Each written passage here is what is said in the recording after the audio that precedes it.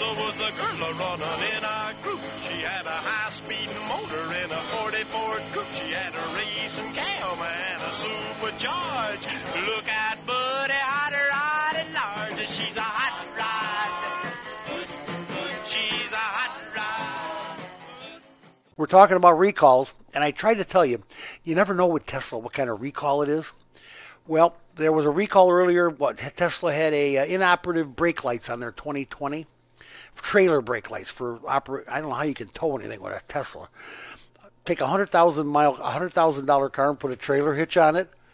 My dad's rolling over in his grave, trust me.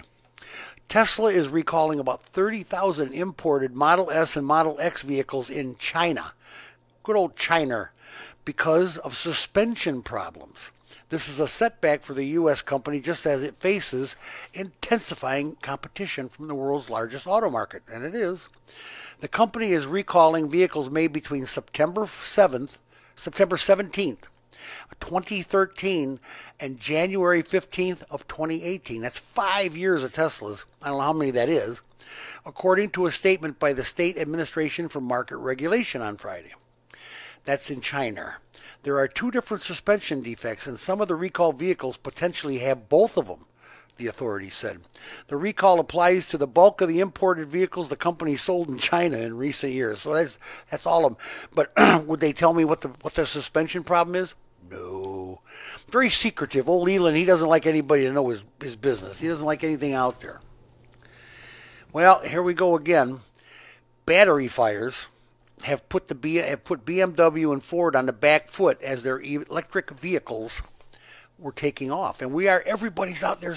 There's already 20 different companies out there making electric vehicles. You're going to see some of the strangest looking vehicles you've ever seen in your life, Eric. It's going to be crazy. First, Hyundai made headlines about its electric cars catching fire. 5 days later, it was General Motors and Ford Motor Company. The next day, it was the BMW Group. Oh yeah. Vehicles going up in flames aren't new to the electric era. An estimated 171,500 took place annually in the U.S. alone over a recent 3-year period. And cars powered by the combustion engine are also plenty prone to catching fire. They are. But not like these electric vehicles. Automakers are preparing to debut nearly 100 electric vehicles in the U.S. market through 2024. That's Automotive News reporting. The vehicle blazes are making big impact before automakers have even managed to pin down the precise causes. In other words, we don't know what's causing this. They know what's causing it. Many of the integral reports of EV fires, electric vehicle fires, are often focused on Tesla because of its early entry into the segment. And Tesla was the first. Several incidents have involved Tesla vehicles bursting into flames after crashes, including a March 2018 accident on a freeway in California where a Model X caught fire twice in one day. Twice. Tesla has been known to focus on several probes by the National Transportation Safety Board. They have been the object of an eyeball or two. BMW and Hyundai are recalling tens of thousands of cars, and GM is probed by the U.S. safety regulators. There's fires. There's fires out there. Trust me. Yeah, it's coming, Eric. And everybody's got electric vehicles. I'm telling you, it's that stinking lithium ion. That stuff is too volatile. Here, just when you thought Takata airbag was gone and never hear about it again, yeah, Arizona has reached a $5 million settlement with Honda Motor Company in the U.S. unit's Wednesday probe into defective Takata airbag systems. This according to State Attorney General Mark Brnovich. The settlement follows an $85 million settlement with the rest of the country, with nearly all other U.S. states. Arizona said the Honda settlement covers $1.65 million in restitution for state consumers, a $2.3 million repair incentive program, and $750,000 for consumer outreach, and a $500,000 payment, of course, to the politicians of Arizona. They got to get their dough, okay? Faulty airbag inflators have been tied to at least 15 deaths in Honda vehicles. Honda said it did not acknowledge any wrongdoing as part of the settlement. Well, it's not Honda's fault. Honda has to date replaced more than 16 million defective Takata airbag inflators in its vehicles and have made more than 294 million individual attempts to contact owners and urge them to have their recalled Takata airbag inflators replaced. In other words, I know Honda and I know Toyota are making a real vaulted interest and a push to get these things fixed, and people are not showing up. They don't care. It's not my car. You don't know. I'll tell you one more time. I can't say it enough. I know you've heard me say it over the years. You might have a grenade in your dash. You might have a grenade in your steering wheel. You don't know. It depends on how it was built and what happened. In some of those Takata airbags have the right amount of ammonium nitrate. Some have less ammonium nitrate than they need to work, and others have too much. And the ones that have too much turn into a grenade, and they throw shrapnel all through the inside of the car when they go off. So you don't know. If you think you might have one of these, get it in, run the VIN number, and get it replaced. I mean, if nothing else, get it taken out so you don't. There's no way of knowing if you've got a grenade or not. You might have one that doesn't even work. So there's two ways you could lose on this airbag thing. But Arizona, they took Honda down the chute. They really did. We got to get together this weekend. This is great. Tomorrow, this is for you, Eric, you and your little one. Trunk or treat at the Blue Top Drive-In. It is the best way to get candy for the kids, safest way. It's all outside. It's all social distance. It's perfect. I don't know about candy for the kid, more like candy for myself. Oh, yeah, I bet. Yeah, I forgot. You're not that old. You still have all your teeth. Yeah. We're us old guys. We need stuff that's soft. I need soft stuff. But anyway, trunk or treat at Blue Top tomorrow on Indianapolis Boulevard, just south of Ridge Road, just south of Wicker Park there in Highland, on 41 Indianapolis Boulevard, whatever you want to call it. And they've been there for years. You know where they're at. And they got, you know what, it's 2 to 5. I would recommend you go about noon and get a Big Ben burger, Eric. That's the way to fly. I'll probably do that. If I had kids, I'd be going there. And if somebody wants to loan me a couple kids, I will take them there so that I can get candy too. Because I like, car guys like candy too. Going to be a great day there. It's going to be a lot of fun. He'll have me on a Crunch Bar. If he has a Crunch Bar, I'll be great.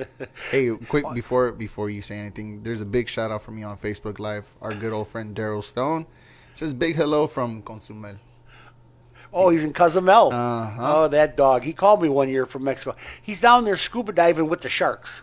Jealous. He is. I am. Jealous. I don't know about sharks though. Oh man, my infatuation with No, sharks. No. You don't want to hear because it won't be a Daryl Stone is show. the guy that runs the car show Make-A-Wish at Cedar Lake that I go to every year. Daryl's he's an old gearhead just like myself, and that's just that's putting it mildly.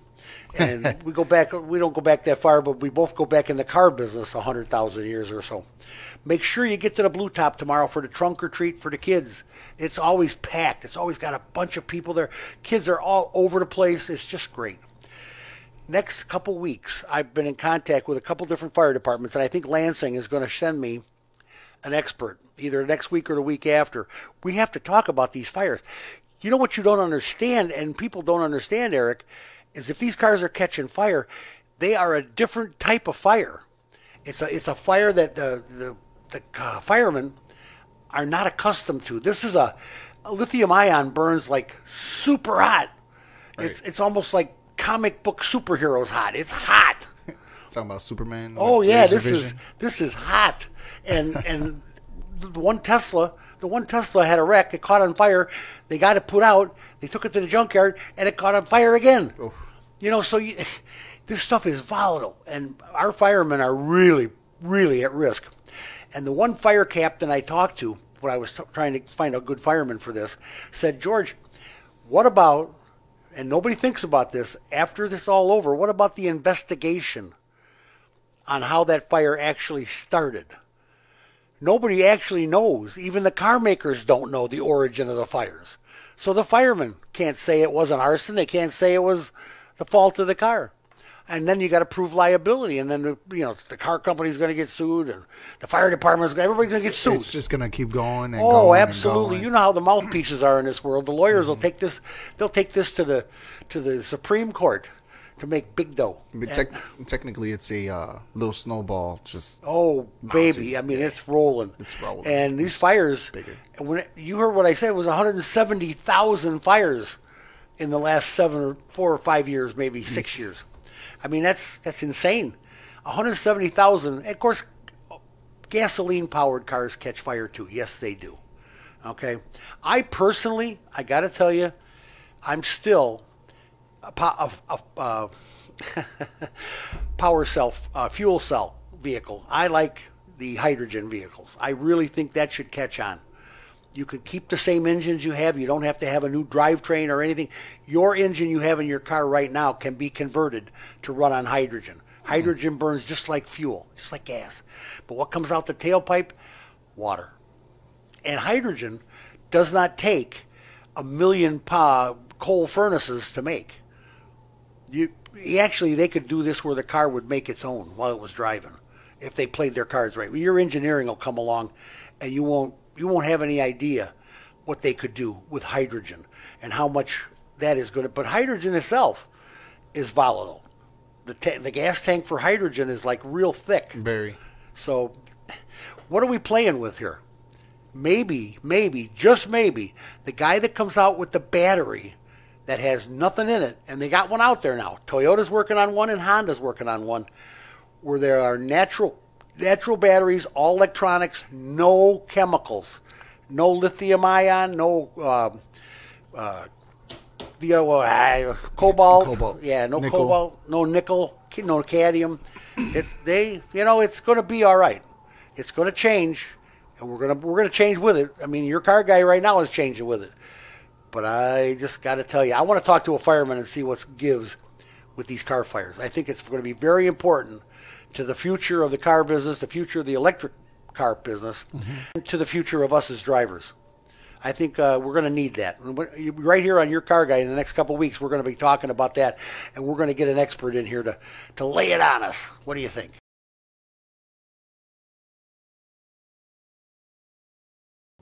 What about this story with Uber and Lyft in California? Are you ready?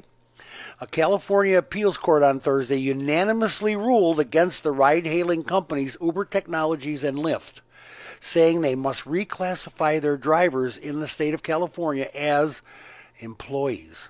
They are not subcontractors.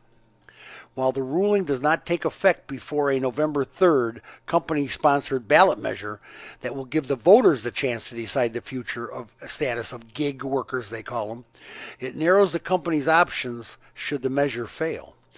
The case emerged after California implemented a law known as the AB5, aimed at reclassifying ride-hail food delivery and other app-based workers as employees entitled to benefits such as unemployment insurance and minimum wage. Uber and Lyft are in trouble in California, and as California goes, I hope the rest of the country just says, because California is the land of fruits and nuts. I don't think they do anything right out there. What's going on up in the Northwoods, Yadder Hader, up there, upper U.S., Canada, with Unifor. Unifor leaders on Sunday urged Fiat Chrysler workers to ratify a tentative contract that includes pay raises, changes to the new higher pay grid, and plans from the automaker to invest between $1 billion and $1.1 billion in Windsor, Ontario assembly plant.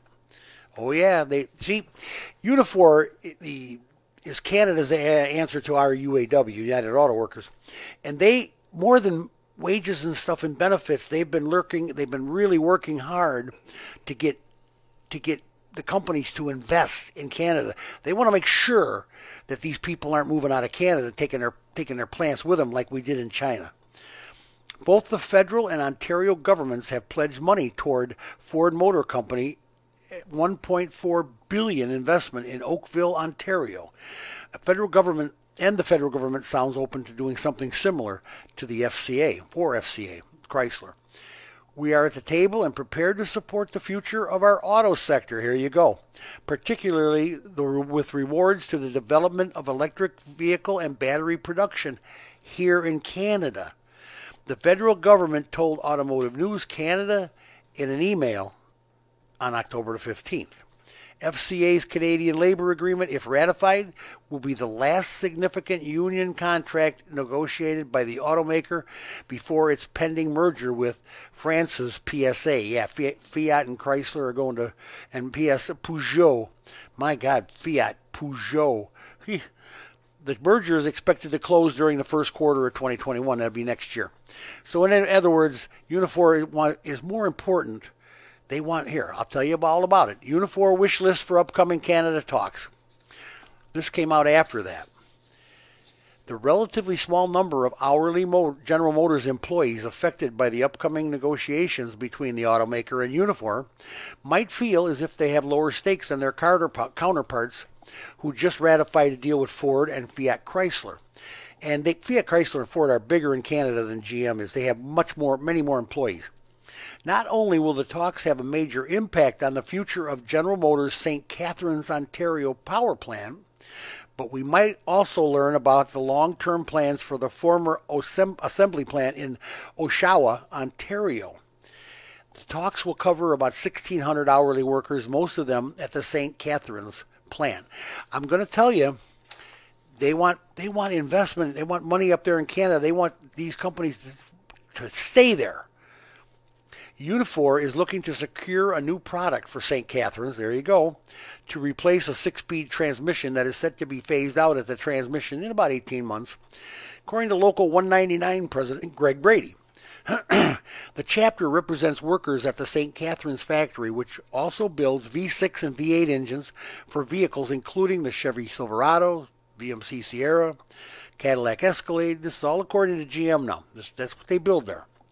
He also noted, however, this Greg Brady or whatever, one of the Brady bunch, huh? He also noted, however, that the plant could benefit from negotiations with GM in 2021 when a contract between the company and Unifor at the CAMI assembly plant in Ingersoll, Ontario expires. Canada wants assurance of investment. They want the United States automakers to say, we're going to stay up here, we're going to build stuff up here, we're going to employ your people. Many of these companies, especially some of the European companies, and the Japanese and the Asian car makers are investing huge money in America. They're building plants. Yeah, some of them, the Europeans seem to be the ones that really want to build in the right-to-work states down south. They don't want union. The Asians aren't afraid of it, I don't believe, but they're still not union, but they're paying the same wages and everything. They're up here in Detroit, and they're in states that don't have the right to work clause in their thing. Indiana has right to work. Illinois does not. So any plants in Detroit, Michigan is strictly union, boy. That's union country. And you get the best employees with a union. Let's face it. You just do. You get the best trained employees. And the old adage where it keeps a bad guy working or ensures that a bad guy can keep a job, that's not like that anymore. It just isn't the same. It's not the same thing anymore.